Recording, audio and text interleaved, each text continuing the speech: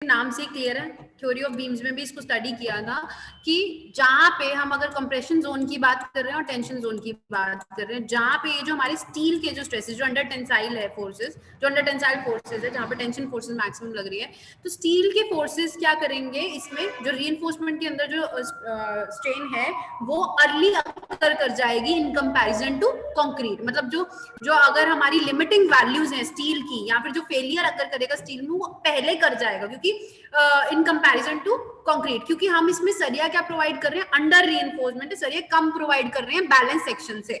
ठीक है, अब जरा इसकी थ्योरी स्टडी करते हैं। क्या बोल रहे हैं, एज मोमेंट इंक्रीजेस, जैसे ही हमने ये बीम है, बीम के ऊपर क्या किया, लोड लगा, जैसे ही क्या कह रहा है, मोमेंट इंक्रीज होता है, जैसे ही बेंडिंग अकर करनी शुरू होती है ड्यू टू द मूवमेंट।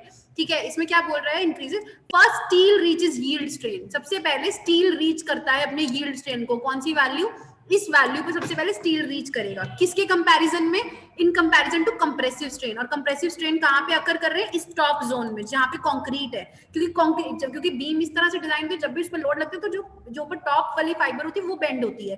ठीक है, तो उस केसेस में अगर बात करें, क्या बोल रहा है कि अंडर रीइंफोर्स्ड सेक्शन जहां पे सरिया कम प्रोवाइड किया हुआ है in comparison to balance section, वहां पे हमारे स्टील इस मैक्सिमम स्ट्रेन, इस वाली यील्ड स्ट्रेन को पहले रीच कर रहे हैं इन कंपैरिजन टू कंक्रीट के। ठीक है, जो कि कंक्रीट की लिमिटिंग वैल्यू कितनी है, 0.0035, तो पहले ये वाली वैल्यू रीच कर रही है, मतलब पहले जो हमारा स्टील है वो फेलियर कंडीशंस पे रीच कर रहा है।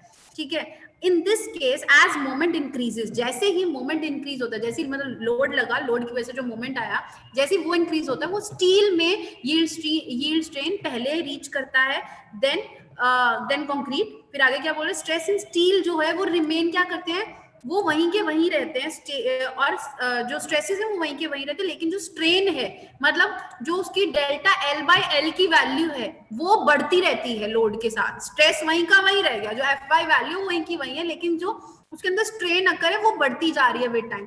इस टाइप के सेक्शन को हम लोग क्या बोल देते हैं, अंडर रीइंफोर्स्ड सेक्शन। जो मैंने पीडीएफ हैंड रिटन नोट्स की थ्योरी ऑफ बीम की भेजी थी ना, जो हम लोगों ने चैप्टर 2 के बाद करी थी, प्लीज उसको गो थ्रू करना, वहां पे ये काफी डिटेल में समझाया था मैंने। ठीक है, जो कि तुम लोगों को एक्स्ट्रा लग रहा था, वो बेसिकली इसके कंसेप्ट्स मैंने पहले ही रिवाइज करवाए थे, kindly go through that PDF. अब अगर बात करें ओवर रीइंफोर्स्ड, इस केस में ओवर रीइंफोर्स्ड सेक्शन के केस में क्या होता है, कि जो हमारा कंक्रीट के अंदर जो स्ट्रेन होते हैं वो पहले रीच करते हैं इन कंपैरिजन टू स्ट्रेन। साहिल,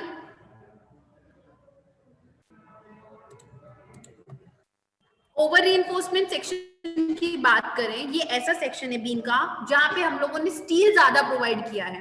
अब आप बोलोगे कि अगर स्टील ज्यादा प्रोवाइड किया है तो वो तो सेफ होना चाहिए, लेकिन ऐसा नहीं होता, क्योंकि क्या होता है, कंक्रीट एक क्या है, ब्रिटल मटेरियल है, वो बहुत ही सडनली क्या होता है, फेल कर जाता है, क्योंकि उसके अंदर डिफरेंट मटेरियल है। ठीक है, वो अगर कंक्रीट पहले फेल कर रहा है वो नहीं चलता है इतना, क्योंकि एकदम सडन फेलियर अकर करेगा। कंक्रीट ही फेल हो गया तो मतलब उसका जो स्टील के साथ बॉन्ड है वो ही ब्रेक कर गया, ठीक है, एंड उसका रप्चर हो गया, तो स्ट्रक्चर हमारा सेफ नहीं होता है। तो एज पर कोड क्या कहता है, कि कोड कहता है कि ओवर रीइंफोर्समेंट सेक्शन, जहां पे अगर सरिया ज्यादा आ जाए ना, मतलब ओवर रीइंफोर्स आ जाए, वहां पे हम लोग को इस तरह का सेक्शन डिजाइन नहीं करना है। हम लोग हमेशा अंडर रीइंफोर्समेंट सेक्शन प्रोवाइड करके डिजाइन करके चलते हैं, वो थोड़ा सेफ रहता है। अभी इसका एक्सप्लेनेशन देता है, कोड्स में हम लोग को यही बोला कि ओवर रीइंफोर्समेंट सेक्शन नहीं डिजाइन करना है। ठीक है, ओवर रीइंफोर्समेंट होता है कि जहां पे हम लोग सरिया ज्यादा प्रोवाइड करते हैं, तो उस केस में हमारा कंक्रीट पहले फेल कर जाता है, मतलब जो कंक्रीट की स्ट्रेन की लिमिटिंग वैल्यू दैट इज 0.0035 वो पहले आ जाती है इन कंपैरिजन टू जो स्टील की लिमिटिंग वैल्यू है। तो मतलब स्टील हमारा बाद में फेल होता है इस केस में, और कंक्रीट के अंदर रप्चर पहले अकर हो जाता है। वही लिखा हुआ है, limiting strain in concrete is reached earlier than the yield strain of steel.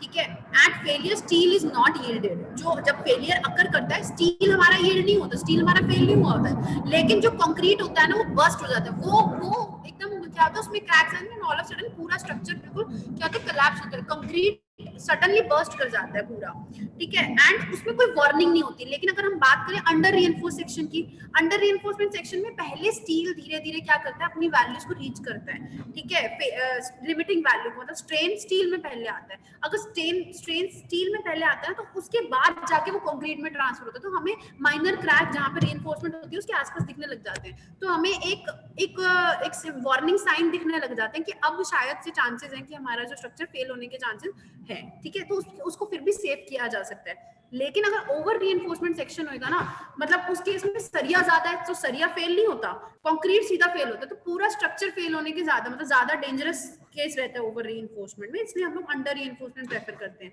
इसी तरह से जो हमारा कोड ने इस तरह से लिखा हुआ है कि आईएस कोड क्या कहता है, recommends avoiding over reinforcement structure. वो कहता है हम लोग सोच सकते हैं कि शायद ज्यादा सरिया प्रोवाइड कराओ तो शायद स्ट्रक्चर सेफ हो जाए, लेकिन ऐसा नहीं होता है, क्योंकि उस तरह का जो स्ट्रक्चर होता है ना काफी डेंजरस रहता है। अभी बताया उसमें एकदम ऑल ऑफ सडन क्या होगा, सीधा कंक्रीट हमारा बर्स्ट करेगा, कोई वार्निंग साइन फेलियर के नहीं दिखेंगे ओवर रीइंफोर्समेंट के केस में। तो इसलिए आईएस कोड क्या रिकमेंड करता है, अवॉइड ओवर रीइंफोर्समेंट स्ट्रक्चर, ज्यादा सरिया नहीं प्रोवाइड करना है, to get the feeling of making safer with more steel. हमें ये नहीं, इसका मतलब ये नहीं कि स्टील ज्यादा प्रोवाइड करोगे तो उसकी बियरिंग कैपेसिटी बढ़ जाएगी, ऐसा नहीं दिमाग में रखना है, क्योंकि उस केस में कंक्रीट पहले फेल कर जाएगा। तो हम नहीं चाहते कि हमारा स्ट्रक्चर ऑल ऑफ सडन बिना कोई वार्निंग साइन शो किए एकदम से फेल हो जाए। तो उस केसेस में हम लोग प्रेफर क्या करते हैं, अंडर रीइंफोर्समेंट सेक्शन बनाना ज्यादा बेहतर रहता है in comparison to over reinforce section के केस में, ठीक है, क्योंकि ड्यू टू सडन लोडिंग हमारा स्ट्रक्चर क्या कर सकता है, फेल कर सकता है। यहां तक कोई दिक्कत? ये प्रीवियस ही टॉपिक है जो मैंने थ्योरेटिकली अभी एक्सप्लेन किए हैं। इसकी अगर प्रैक्टिकल एक्सप्लेनेशन देखी हो तो अपने ग्रुप के अंदर मैंने आप लोगों को थ्योरी ऑफ बीम्स के नोट्स भेजे थे और बकायदा उसको हमने डिस्कस भी किया था काफी अच्छे से। अगर याद हो तो प्लीज गो थ्रू इट, ठीक है, तो इसकी एक्सप्लेनेशन अच्छे से मिलेगी। अब डायग्रामेटिकली अंडरस्टैंड करते हैं। अगर विड्थ बीम की बी है, डेप्थ डी है, ठीक है, और ये हमारी न्यूट्रल एक्सिस यहाँ पे शो करी हुई है, ठीक है, न्यूट्रल एक्सिस को हम लोग एक्स यू लिमिटिंग से शो करते हैं, दिस इज न्यूट्रल एक्सिस। अब इसको डायग्रामेटिकली समझते हैं, वो थ्योरेटिकली समझाया था, ठीक है। अगर मैं बोलूं बैलेंस सेक्शन के अंदर जो स्ट्रेन अकर कर रहे हैं, ईसीयू से डिनोट किया है कंक्रीट के अंदर, और ईएसयू से डिनोट किया है हम लोगों ने स्टील के अंदर। यहाँ पे इसमें स्टील में जो अकर कर रहे हैं रीइंफोर्समेंट में, हमने बोला कि अभी जो बैलेंस केस में हमने बोला कि देखो वेरी क्या कर रहे हैं, कंक्रीट तो वहीं का वहीं है, स्ट्रेन कंक्रीट में स्टैंडर्ड रह रहा है क्योंकि वो वही कर्व शो कर रहा है और हम लोगों ने उसको स्टैंडर्ड लेकर चला हुआ है, मैक्सिमम स्ट्रेन 0.0035। वेरी क्या कर रहा है, रीइंफोर्समेंट वेरी कर रहे हैं, या वो बैलेंस्ड है या फिर वो अंडर रीइंफोर्स या ओवर रीइंफोर्स्ड। तो वेरी क्या कर रहा है, स्टील। तो बैलेंस सेक्शन में क्या बोलता है कि जो हम लोगों ने स्टील प्रोवाइड किया है वो लिमिटिंग वैल्यू के बराबर है, जो कि हम लोग की एक्चुअल स्टील की है, जहां पे यील्ड पॉइंट अकर करता है। ये तो हो गया बैलेंस का कर्व, यहाँ पे मैक्सिमम वैल्यू शो कर रखी है, ठीक है, इसमें यहाँ पे मैक्सिमम वैल्यू शो कर रखी है, फाइन। बॉटम फाइबर पे, इस पे टॉप फाइबर पे। ये एक्सयू लिमिटिंग क्या है, बैलेंस्ड की हम लोगों ने शो करी है। अब अगर बात करते हैं किसकी, अंडर रीइंफोर्समेंट।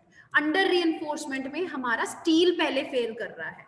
अगर स्टील पहले फेल कर रहा है तो मैक्सिमम स्ट्रेन कहाँ पे आया, स्टील में। तो ये क्या हो गया, कर्व इसका, तो मैक्सिमम स्ट्रेन स्टील में आ गया, तो मतलब मैक्सिमम जो ग्राफ की प्लॉटिंग यहाँ पे जो स्ट्रेन की है वो किस में आई, स्टील में आई। कंक्रीट में क्या आई, कम आई। और न्यूट्रल एक्सिस की जो डेप्थ है वो क्या होती है, यहाँ से जो अंडर कंप्रेशन से लेकर टॉप फाइबर। तो आपने क्या नोटिस किया कि जो बैलेंस सेक्शन की जो डेप्थ थी न्यूट्रल एक्सिस की, एक्सयू लिमिटिंग, वो क्या है, ज्यादा है इन कंपैरिजन टू जो अंडर रीइंफोर्समेंट की। तो यहाँ पे ये चीज आती है कि जो आपका XU is less than XU limiting. XU limiting balance section की न्यूट्रल एक्सिस की डेप्थ है, ठीक है। अब अगर बात करें ओवर रीइंफोर्समेंट की, ओवर रीइंफोर्समेंट में हमारा कंक्रीट पहले फेल कर रहा है। अगर कंक्रीट पहले फेल करेगा तो मैक्सिमम स्ट्रेन कौन बियर करेगा, कंक्रीट। कंक्रीट अगर मैक्सिमम स्ट्रेन बियर करेगा तो ग्राफिकली भी तो उसकी रिप्रेजेंटेशन ज्यादा होगी। तो कंक्रीट पहले फेल कर रहा है, ये इधर। तो अगर यहाँ पे देखो, यहाँ पे न्यूट्रल एक्सिस क्या होती है, neutral axis depth top fibre से लेकर जहां पे हमारे स्ट्रेसेस 0 होते हैं, ये वाली डेप्थ। यहाँ पे एक्सयू ज्यादा है in comparison to balance section वाली जो वैल्यू थी, ठीक है। तो यहाँ पे क्या आया, XU is greater than XU limiting. Raje paper में मल्टीपल चॉइस में जब क्वेश्चन बनते हैं वो पूछा जाता है कि ओवर रीइंफोर्समेंट का क्या क्राइटेरिया होगा, 3 ऑप्शन दे दिए जाएंगे, XU is greater than XU limiting, XU is less than XU limiting, या फिर इक्वल टू। तो आपको पता होना चाहिए ओवर रीइंफोर्समेंट का जब आप स्ट्रेन डायग्राम बनाओगे तो मैक्सिमम कहां पे स्ट्रेन अगर करते हैं, कंक्रीट में, ठीक है। तो आप इस तरह से शो करोगे तो न्यूट्रल एक्सिस कहां पे शिफ्ट हो जाती है, एक्चुअल न्यूट्रल एक्सिस यहाँ पे होती है, इससे डाउनवर्ड डायरेक्शन में शिफ्ट हो जाती है, ठीक है। क्योंकि यहाँ पे स्टील बाद में फेल हो रहा है ओवर रीइंफोर्समेंट में, क्योंकि उसको वो लेट फेल हो रहा है, ठीक है। तो यहाँ पे मैक्सिमम स्ट्रेन कहाँ पे अकर कर रहा है, कंक्रीट के अंदर अर्ली स्टेज पे, ठीक है। तो यहाँ पे क्या होता है, इसमें XU लिमिटिंग क्या होती है, वैल्यू कम होती है इन कंपैरिजन टू एक्चुअल जो आप लोगों की डेप्थ होती है न्यूट्रल एक्सिस की, ठीक है। तो क्वेश्चन कैसे बनते हैं कि ऐसे पूछा जाता है, ओवर रीइंफोर्समेंट जो बीम होती है उसमें कौन सा क्राइटेरिया फॉलो करेगा न्यूट्रल एक्सिस का, क्या वो जो बैलेंस सेक्शन वाली डेप्थ है क्या उससे ज्यादा होती है, कम होती है, बराबर होती है। तो ये वाला ऑप्शन चूज करोगे। अगर अंडर रीइंफोर्समेंट का तो ये वाला option XU is less than XU limited. यहां तक किसी को कुछ पूछना है तो प्लीज आस्क मी।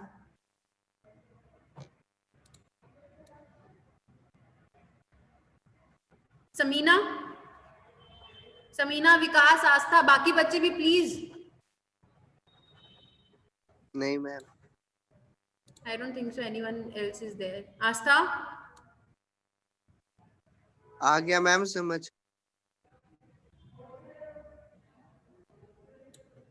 चलिए हम बाकी उसमें नेक्स्ट लेक्चर में शुरू करूंगी क्योंकि वो आगे और भी इम्पोर्टेंट है, ये तो चलो